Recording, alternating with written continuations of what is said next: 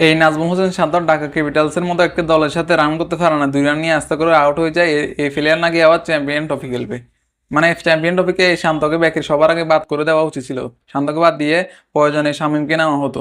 মানে অন্য প্লেয়ার তো অভাব নেই, নুরুল হোসেন সোহান আছে, প্লেয়ারের অভাব আছে। তো এই লর্ড শান্তকে বাদ দেয় নাই, এই শান্তকে বাদ দেওয়া উচিত ছিল। শুধু শুধু লিটন না, লিটনের সাথে এই শান্তকে চ্যাম্পিয়ন ট্রফিতে না নেওয়াই বেটার ছিল।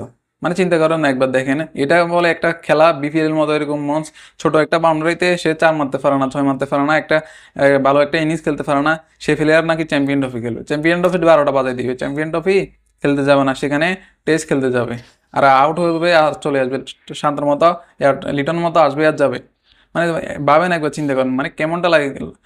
ঢাকা ক্যাপিটালসের মতো সহজ দল, দুর্বার রাজশাহীর মতো এরকম এরকম সহজ দলের সাথে যদি রান করতে না পারে এই শান্ত, বরিশাল কেন যে এই শান্তকে মানে দলে কিনছে, কেন যে নিছে, তারাই জানে একমাত্র, আর কেউ জানো না। এই লর্ড শান্ত আজকেও 2 রান করে আস্তে করে আউট হয়ে চলে গেল। চট্টগ্রামে এসে আজকে ঢাকা ক্যাপিটালসের সাথে কোথায় রান করবে, কোথায় ভালো একটা ইনিংস খেলবে।